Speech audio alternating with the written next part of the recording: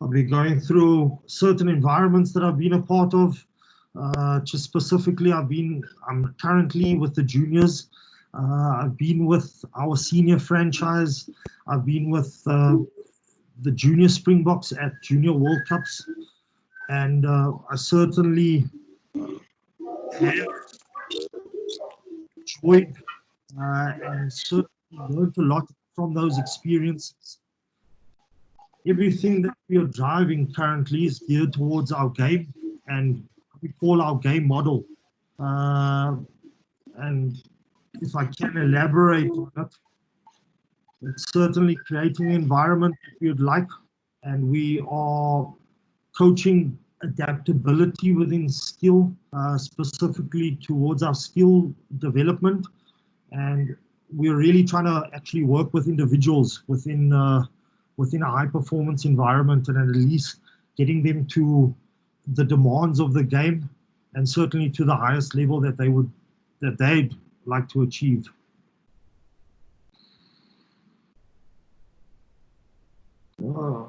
So just running through this, what we're looking at is, on the left is a game model that we look to follow, and on top you'll see our core skills that we are looking to develop, and our principles of play below that, with our priorities that the team drives and behaviors that we're after. We have the physical side of it, and we've got our cognitive and emotional side of an athlete, that with, again, the holistic approach of each and everyone within the department, within their respective departments, driving towards one common goal, and that's the athlete's progression.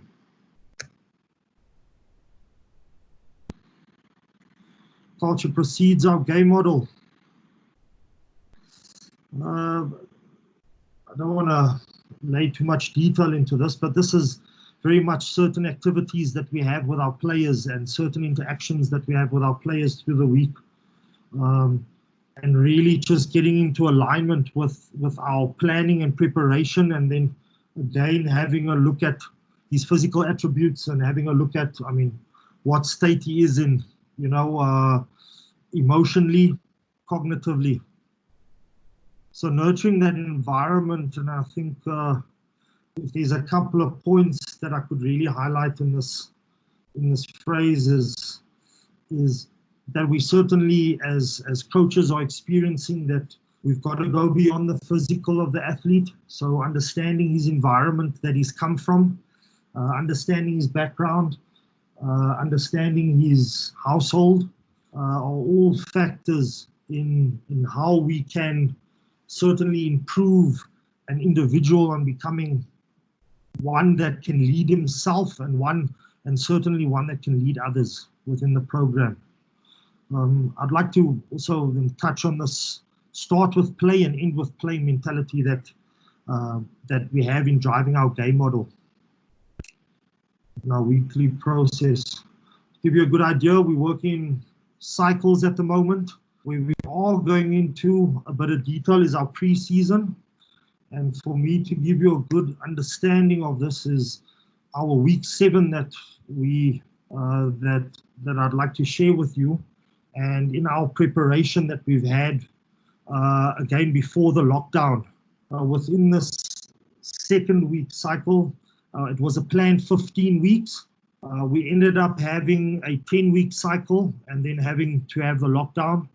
So we certainly have been seeing progression within this first 10 weeks of the year, which has been great. Again, our sports scientists help and guide us. Our strength and conditioning help and guide us, coaches, within setting up the week. And I can certainly say that this week's detailed planning is coming down to the alignment of all of the respective departments. Just a couple of points. Our days are themed according to conditioning standards that we would like to hit within them. And we've got specific rugby focuses that we would like to have during each day. So that's a bit of detail. Our game model, again, as I said, it's core skills that drives our game model on top, and that's how we trying to give a bit of insight on what our process is like. And we are driving our principles of play and our team priorities leading within those. Just a couple of points that I work on specifically in my coaching is space, speed, and precision. I think listening to and getting many opinions from many coaches that have a lot to say regarding it. Out of my experience over this last couple of years is that there's always space. It is our job facilitating as coaches, and certainly players' ability in seeking that and where the space is within the environment. Speed, specifically towards our model, is not necessarily faster, but we certainly are driving play to go faster and faster for longer. Precision, exactly what it is, to be exact and accurate. That detail is specifically within our planning and our preparation, making sure that we are really trying to nail each day.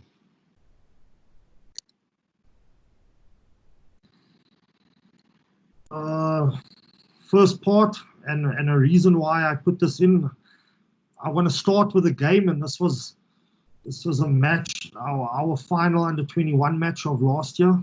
Just a couple of moments, and what I would like you to experience is our in-game actions that we have specifically, and how our week's training is aligned to our game model specifically.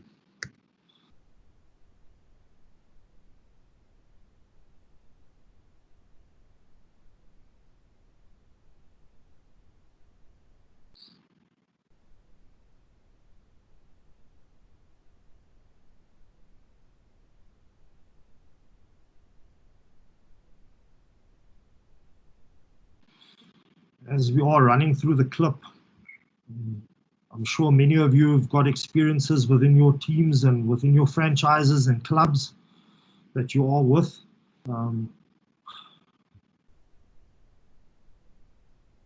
This all starts at grassroots level, I believe. This is but another stepping stone for them to be wearing their country's national emblems.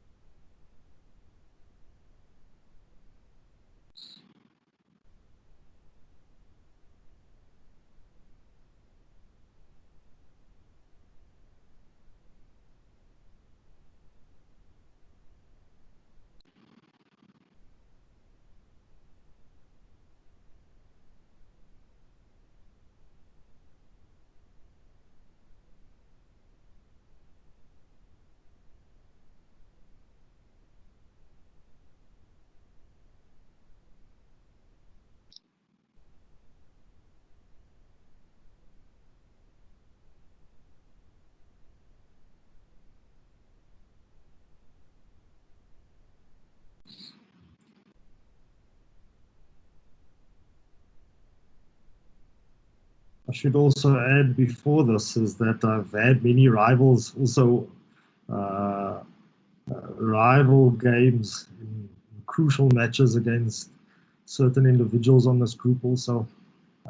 Great experiences.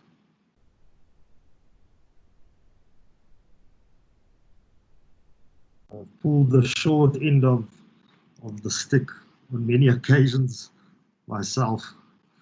Specifically on our skill development is running through the catch and pass and a bit of detail around what we're guiding, and you would have seen in the clip certain actions that that we are certainly asking them to execute within the highest demands of the game. So a guiding principle, I think, in all sports is that your first touch is always the best touch. So we're guiding along the lines of high target, feet assisting rotation, and our picture finish in serving teammate. Just the various passes that we do try and emphasize throughout our training week and throughout our game model. If players are familiar with what the team requires of the individual, it certainly helps the individual to have a place, a starting point to go to, and his exploration within that environment is certainly down to each individual's experience.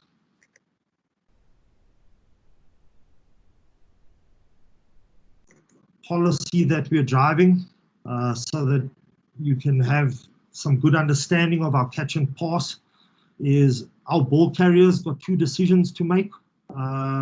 He's either going to keep the ball alive pre-contact, or he'll be keeping the ball alive post-contact, post-tackle line. And for supporters off the ball, their role is to trust the ball carrier post-tackle line and support the ball carrier in space as an effective option outside of him pre-contact.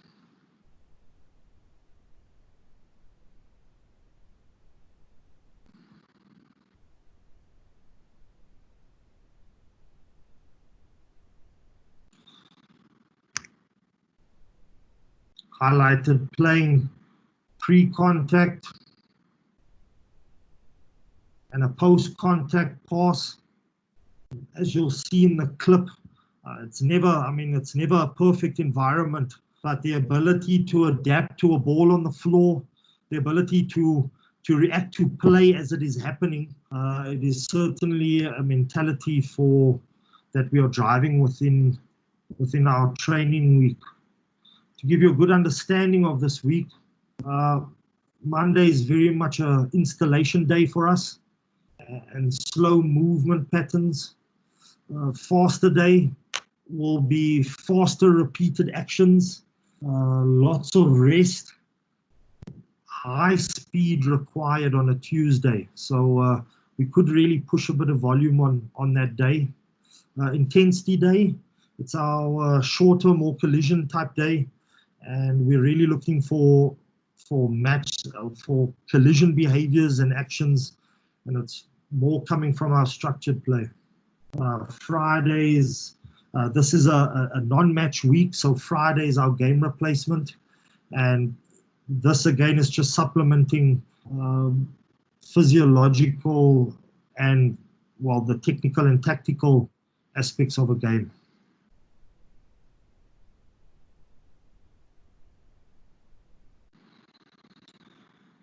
Ooh. Our gym skill integration, our field skill, and our team session, those are highlighted within the examples. So the gym skill very much is giving you a wrap up of all 4 days, and as we come out of gym, we've designated a 15-minute block for them to require a rugby focus that we have for the day. Monday being our catch and pass, Tuesday being our ball carry and evasion day, Wednesday being our tackle tech day, and then Friday being a combination of very much a feel of what is needed and what skill sets need to be touched on. Our field skill integration, it's just designated blocks within our training session, our actual team session, and this is really isolating skills, putting them into compound and complex scenarios, and certainly trying to add speed and well, depending on which type of day, hopefully some collisions and some good metabolic work.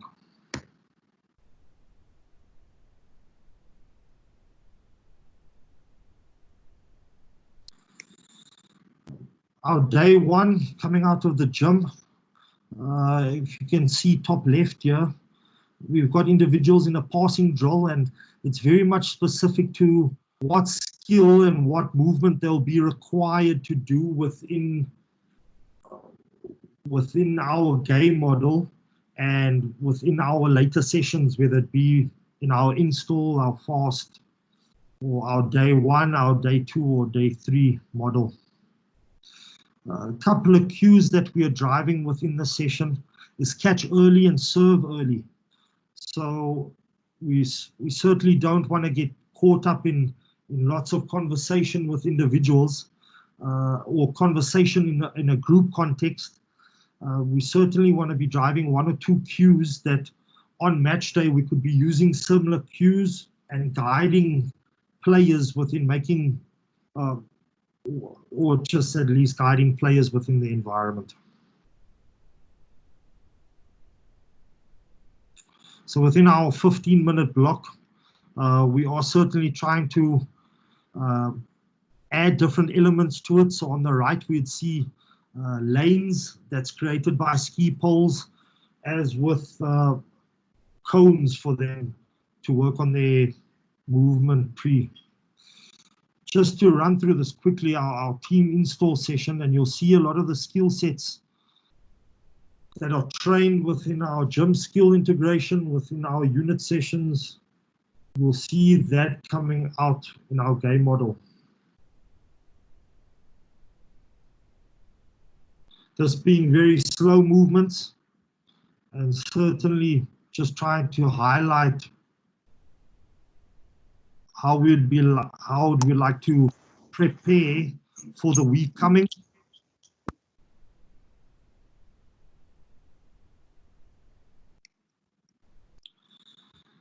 So as you could see, we're going through stages of transition. We are touching on attack and defensive principles within the session, and we're asking individuals to be slow and reflective within this environment.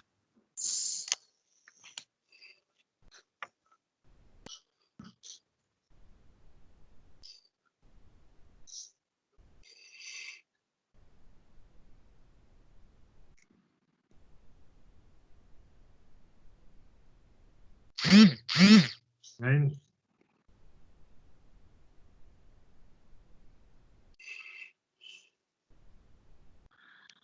And within this environment, us as coaches have the ability to pause play here.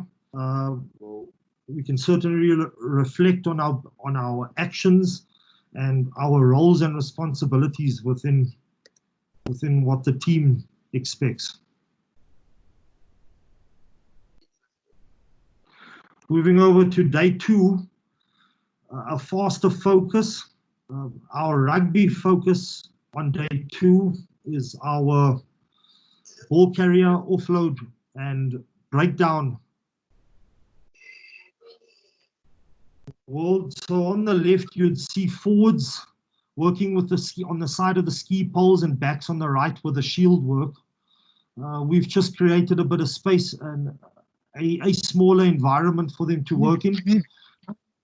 And we are driving certain behaviors that we would like out of our faster session, our team session that's coming later in the day, where we don't have a collision focus on day two, where it is very much a repeat action or repeat game action at speed.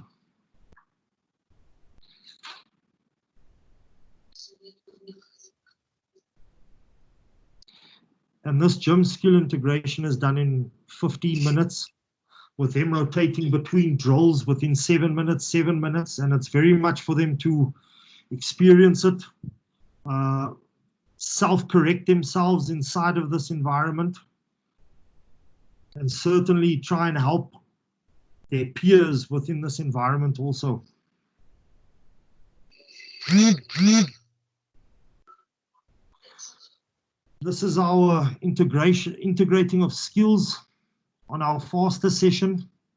So before going into the team session or during the team session, between training blocks, we would have a skill focus. On the left, you'll see a speed pass that's taking place. So for us to get a really good stimulus out of the speed pass, we need them accelerating for more than, or for between 7 to 10 meters, for them to actually getting a acceleration stimulus out of the drill. On the right, again, you'd see a defensive aspect, a defensive drill on speed day. And we're just trying to vary the complexities of the training sessions just from week to week, so that no individual really falls into a comfort zone of learning the same pattern over and over. This being our team session, and what we are trying to incorporate are those speed habits that we want, the speed behaviors that we'd like to be creating on a faster day. And this is play at the moment. This is our chaos, our unstructured world that have various constraints around them.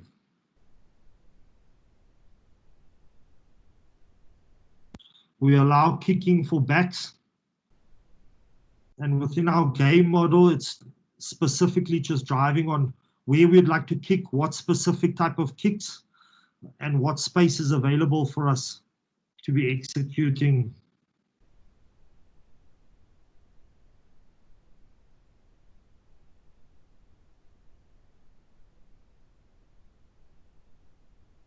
So this gives us our high speed running.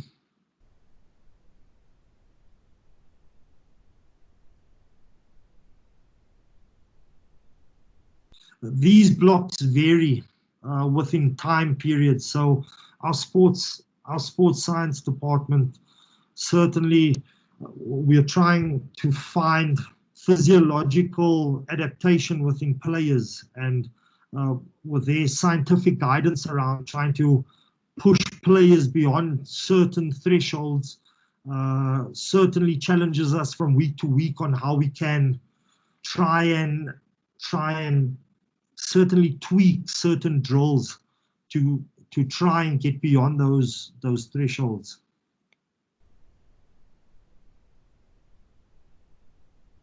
This would be a player development program.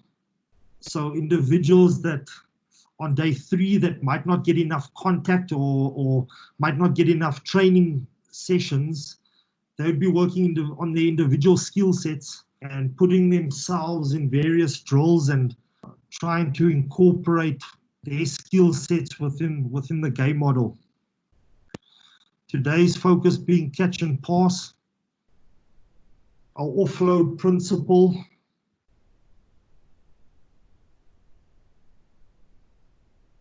So this, for us, this isolating the skill, adding various elements to it, the catch and the pass, the evasion, the fend, and certainly individuals experiencing certain various scenarios within this environment.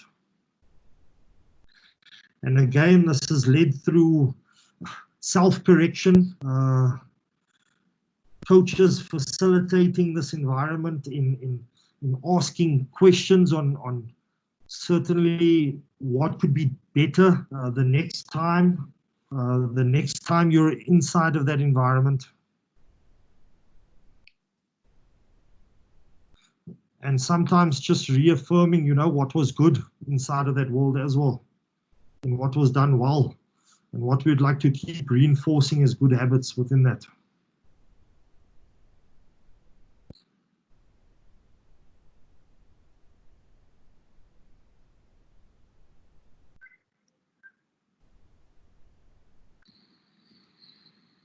So this again, adding double action, triple action to a skill, and certainly trying to test their skill levels under a bit of fatigue. Day 3, again, starting with our gym skill integration. Our focus, our rugby focus for the day is our tackle technique. And certainly playing with environments on trying to test skill sets within this. Again, a couple of cues that we want to be driving within that is height change, and something that I mean, myself and reflecting on it is myself growing, how I can be adapting these cues within the environment and trying to make them a lot more effective, and in transfer to match scenarios.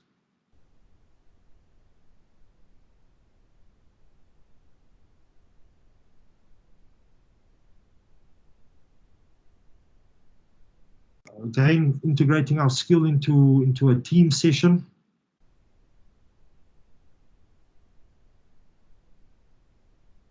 This will be done before training and more often between certain training blocks that we have within our training program.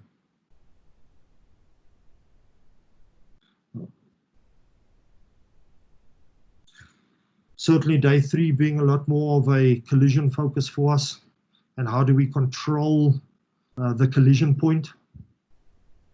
It's a big focus point on what behaviors we are searching for. And this is where the real excitement starts.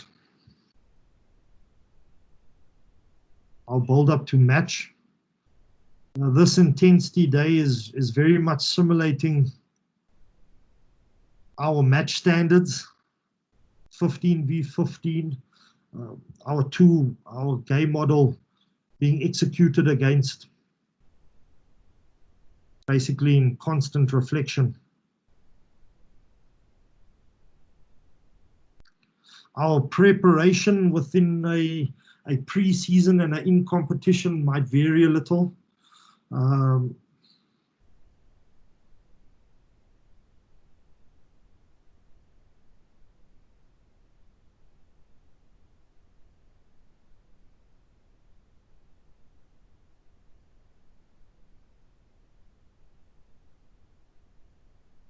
There certainly would be a ranking within competition. So there would be our starting 23 and out of 23.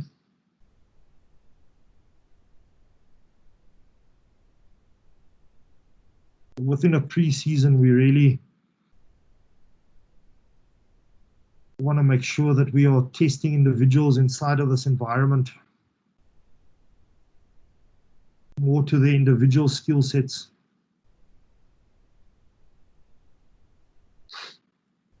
Than team focus.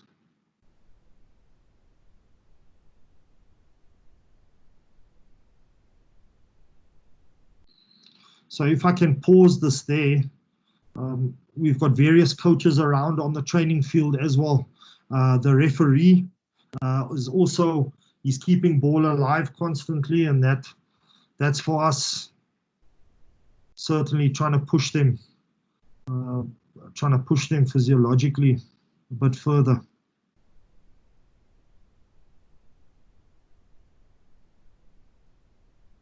And we certainly will reward such habits. So that giving us a good feedback on what our first 3 days of the week look like. When those first 3 days are, I think varies between week to week, and whether we have long weeks or short weeks or modified weeks. Our game rehearsal, again, this is our last skill set. They will go through various passing drills, various passing games that they have within this block, and trying to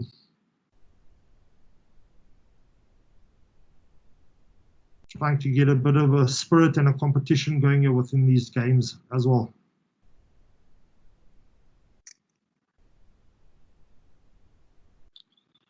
Again, integrated within our team session. Today being a tackle tech and a defending your goal line, and on the attacking side of it, it's various scenarios that are created, passing pre-tackle line or passing post-tackle line.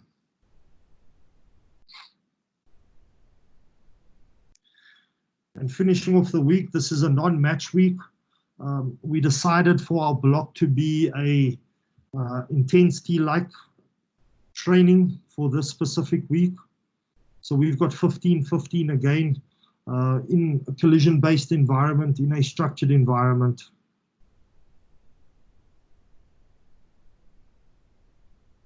And certainly trying to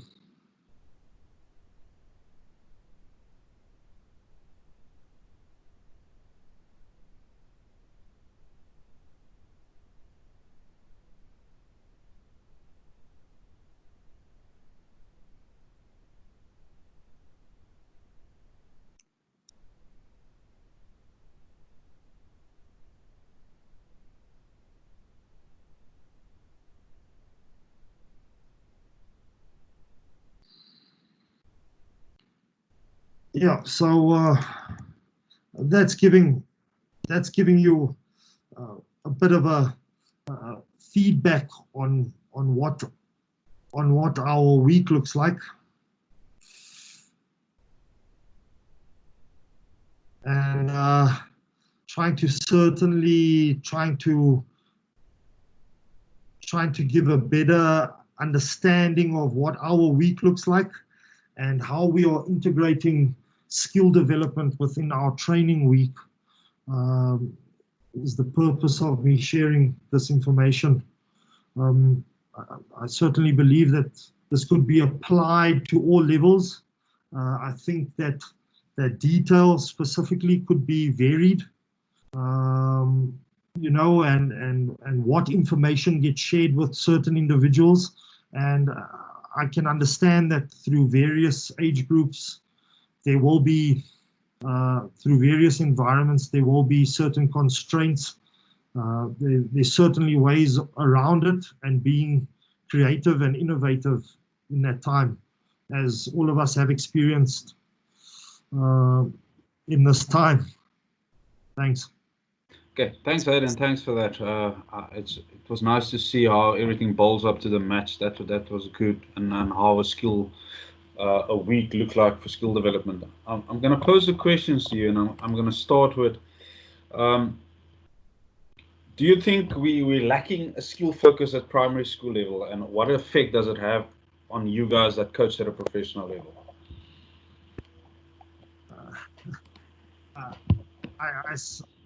I certainly am following the trend of habits, and habits is created at a very early age. So you certainly do find that players that come out of a school platform are set in certain habits that they have developed over the years. We certainly want to work with certain individuals, and I wouldn't say deficiencies, I'm going to say proficiencies. So the competencies within those skill sets certainly allows them to keep experiencing. So it's certainly finding an individual where he is at that time. So whether it be at primary school level, it is certainly trying to not isolate, but certainly getting a lot more repetition going. And as that repetition builds, the coaches at primary school level can certainly just keep putting them in playing scenarios. And within high schools, I know it's more results driven these days within the high schooling, but I do believe that the best schools do focus on skill sets also first before they go into team processes. So in my experience, there has to be a balance, and knowing where the primary school level individual is, yes, we can certainly have a much bigger skill focus in that regard. Yeah, so linked onto that question, do you think SA Rugby should play a major role in this by maybe implementing a skills development program for core skills at primary school? And like core, you touched on the four core skills that your program is based on, but maybe to go and look at these are the four, do research, these are the four skills implemented at primary school level, and then later on evolve and progress within that skills at high school level. I certainly believe that the community also has a very important role to play within building various institutions up. So our primary school, our high schooling, our tertiary institutions, our club levels are good enough feeders for players to go to and to attain skill sets, to attain competencies within various fields. So I don't think the onus certainly lies on SA Rugby. I do know that they've got various grassroots programs that are feeding out into various channels. I can't speak specifically on primary school levels, but I do know that the under 16s are experiencing a lot of feedback from SA coaches, the under 18 levels, and certainly from under 14 to under 16. I do know that Mr. Sanfontaine is paying very close attention to those areas within our schooling development. So I do think they are touching on. I certainly think that communities play a very important role also within developing the game and within sustaining the model of rugby going forward, and especially in this time now with change and everything happening as it is. I think we are going to rely a lot more, on the community and certain individuals. Yeah.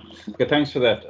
My last question, and then I'm going to go onto the questions in the group is, and it's a two-folded question. Is the first part is, don't you think I've experienced and I've seen this, that we're so focused on coaching the drill, but we're neglecting the skill? Sorry, can you repeat that question? Yeah, so what I've noticed, so I'm doing a lot of assessments for level 2, but what I pick up is that coaches focus so much on the drill, so they're coaching the drill, but not really the skill. Yes.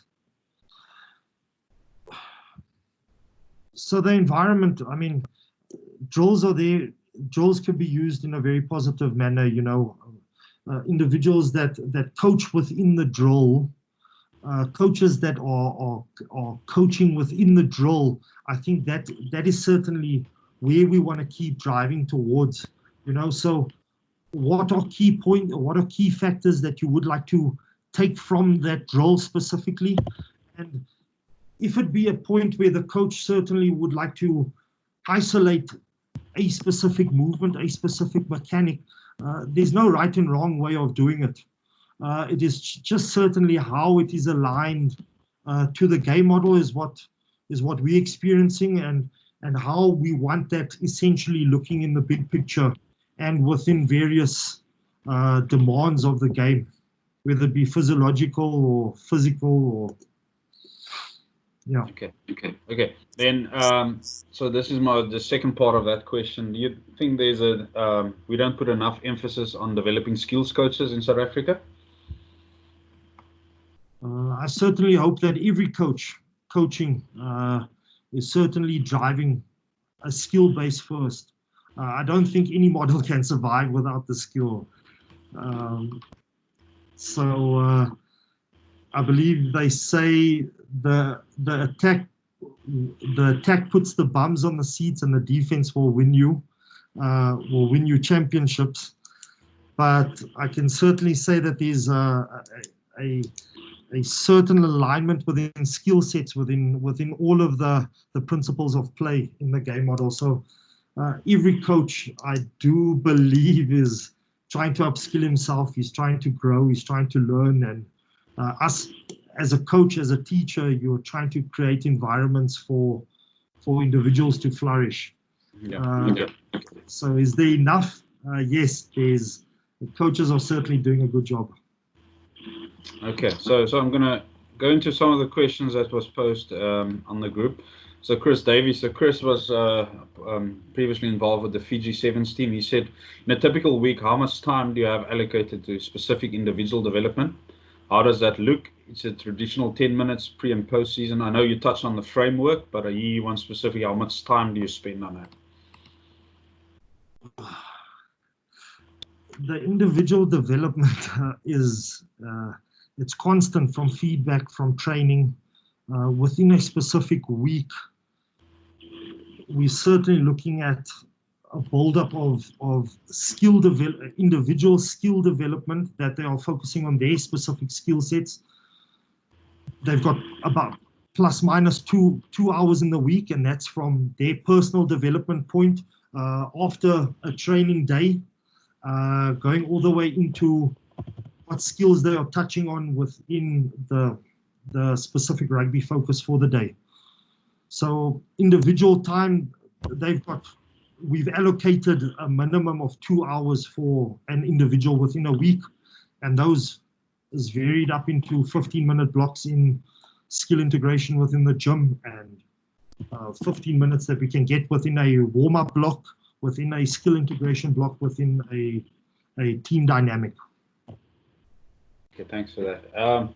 So Scully, I hope I pronounced the name. He's from the UK. When or why do you use unopposed? So that's in skill development. So no defense. And I think you would see the only unopposed was on our install day. But there is certainly a lot of learning that can take place. There's certainly clarity in role that can take place within unopposed environment. And we certainly do want to push them into a point where we're adding different elements to that unopposed world. So whether it be adding few numbers, adding less numbers later on in the session, or adding a environment where you're adding extensive numbers into that environment where they've got to be working through even highly condensed space. So I think unopposed in this regard is certainly just one aspect where we were learning and reflecting and getting certain clarity within role. Okay, thanks for that. So then there's a question again from Chris Davies, and is the slow and reflection installation session at pace due to the strength and conditioning influence or poorly coaching process? So he's talking about just how you implement your game model and that installation day. Yeah, I think it's a good aspect that various coaches are. There's certainly not one right way of this first day of training. I believe if individuals were following Eddie Jones, I mean, Eddie Jones is, I believe they run a very similar model to this. And I believe Eddie is certainly looking of ways of improving, day one of training and this install mentality. I think for us, it's getting to a point where individuals are 48 hours after training. I wouldn't like to touch on the science side now at the moment, but it's certainly an environment of our progression plan in taking our game model and wanting to put it into isolation, and then trying to add various elements to it within that compound, and then certainly trying to execute various skill sets at speed on that day too. So if that helps, there's certainly not one way of treating that day one. It's certainly just a way that we have followed, and getting players into a very good training routine and getting adaptation out of them as well for day 2 and day 3. Okay, so I've got a couple of questions from, so there's actually 4 questions from Warren. You might know Warren, so from Kraaifontein in Cape Town, and he's currently staying in the UK. So he's got a couple of questions for you. I'm going to start with the first one. He asked, what is Hayden Groepes' own skill model and skill philosophy away from the Bulls? And as I Sounds said, like a job interview. oh, for sure, for sure. As I said previously to this, this year is a model that we were driving within the last two campaigns, two seasons. You know, so my ingrained philosophy is within this model, and for me to live myself each and every day, that is us as a coaching group having conversation each and every day. So this is very much for us a living model, a living philosophy that we do have amongst our coaching group at the moment.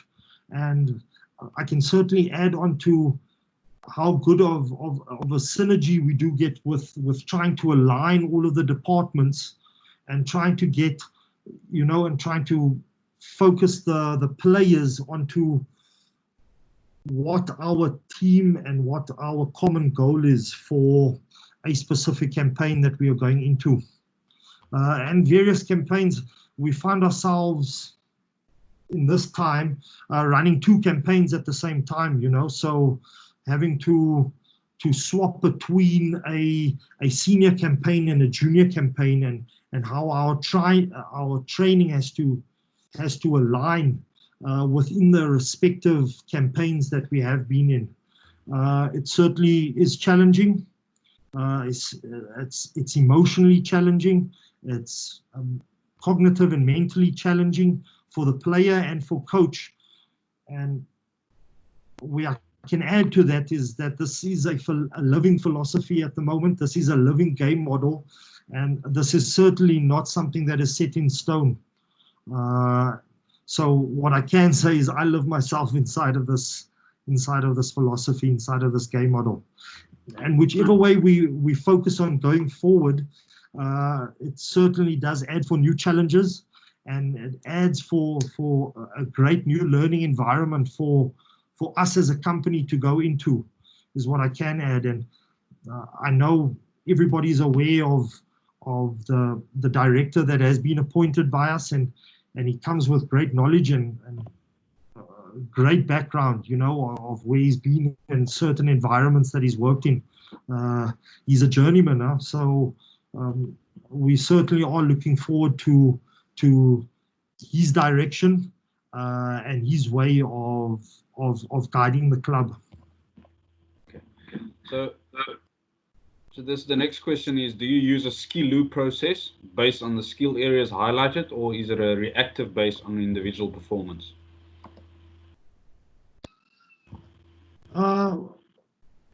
If we look at theming our days, it's going to vary from where we find ourselves within our cycles. Our postseason to pre-season to in competition really does vary. So if we are still in our developing phase and we are still trying to build the various pillars of the individual, we are taking a more holistic approach to the individual. So we do want to create him. We do want to create the holistic within a postseason, and in competition, it very much will vary from week to week, and what very much the planning and preparation requires for us to get a certain result from a weekend in competition, if that makes sense. Okay. Yeah, so, and then Warren was just curious to know how a typical 15-minute skill session will look like, your specific just start maybe from the warm-up, time breakdown, and what type of skills will you do? Focusing specifically on what our skill focus is for the day. I'm trying to divide whichever allocated time into one drill or two drills, and two drills or three drills, and I certainly would like to progress it from a isolated environment where I'm looking at the mechanics within movement, and I'm certainly trying to challenge the movement then building up into the second part of the drill, and that very much trying to lead up into what the team session is going to require. So I try stay between 1 and 3 drills, not to make it too complex. And again, depending on where we are within trying to challenge complexities within the drill, it might be 2 drills over a 4-week cycle, and certainly trying to add certain complexities inside of those 2 specific drills. Okay, thanks. So the last question from Coach Warren is, what is your view on the game of the future from a skill perspective? And that's what I think everybody's encountering if we are coaching at the moment, is that within the environment that we find ourselves, there's constant growth. If we're looking at the world model, I think we look at from an international perspective, and if they're leading the game, we'll see how the game's certainly evolving over the last 2 or 3 years, and South Africa winning the World Cup from an international perspective is certainly changing mindsets around the world and how the game is developing.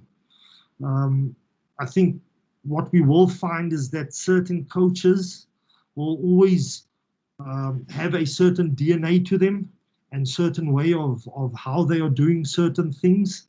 And that, again, certain trends might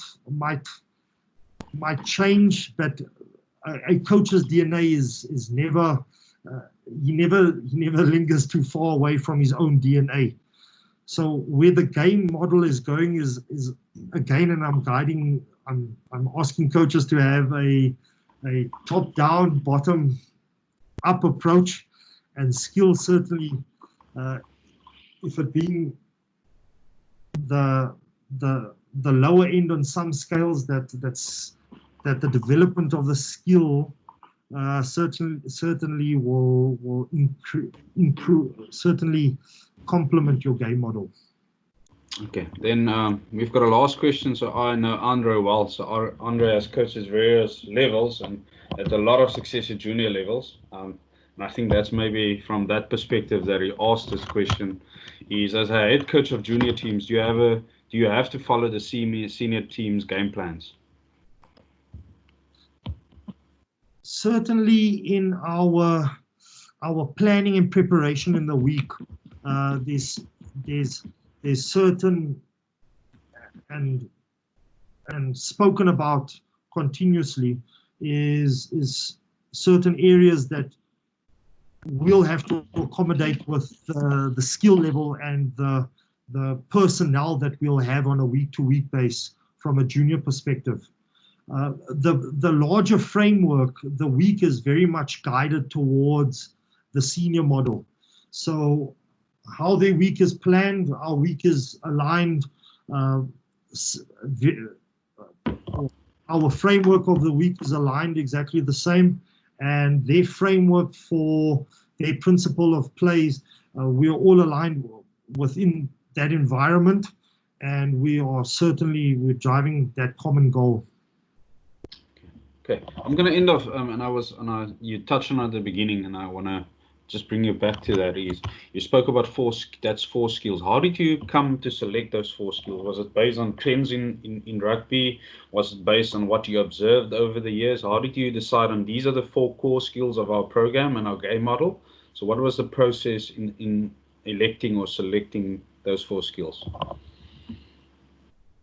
So for us, again, as coaching staff, having our review of last season, we're always going back to the game, and we're always trying to make sure that everything is aligned towards the game within our coaching group.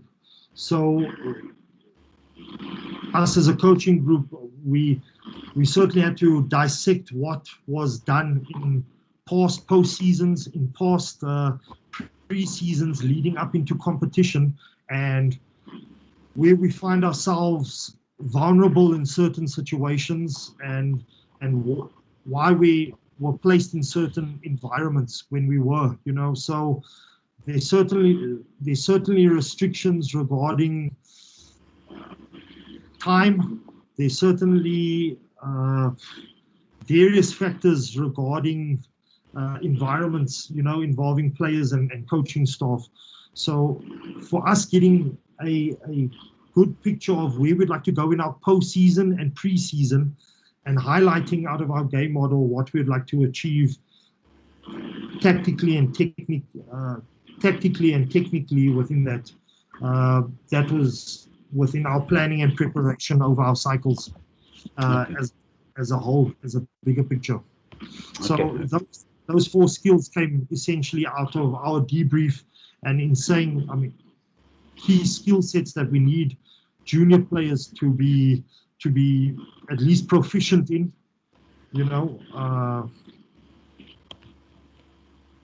that's what it was. Okay, Hayden. Thanks for your time. Thanks for availing yourself after last night, and thanks for always being available to share knowledge, and also it's great to see you a true example of a coach that came to a development system, juniors and then up into seniors. So there's also a lot of advice for junior coaches that there is opportunities, even though there's not a lot, but we can see that you came to the ranks. And then good luck with the Bulls. And I know there's a lot of uncertain times at your union, but when from an organizational and then from a national situation. So good luck with your career, and I will specifically follow you. I know Lyndon keeps me up to date. We chat a lot about you. So and he's on here tonight as well. And it's nice to see that people from the Cape, especially someone from Rugby that represents rugby at a high level. So that's nice to see. So thanks a lot for coming out, and and especially after last night, and we're back here. So well done on that. Then guys, thanks everyone that came out. So next week we're back on Tuesday with Jocelyn is going to come and present on alternative training. She'll touch on how dance can be used for performance in different team sports. Then on the 7th of May, Andre Trudeau, that's currently on, he'll have a session on how to build a defense all the way from Russia, where he coaches currently. And then the 8th of May, we'll have a rugby science forum, quite a busy week. Email us. And then on the 12th of May, Hanu will, how can concussion be managed in school and club systems. So, Hayden, thanks a lot for coming. And guys, stay safe. I know it's uncertain times. And for those of you that are overseas, stay safe. And and God bless. And then stay safe, guys. Thank you. Cheers.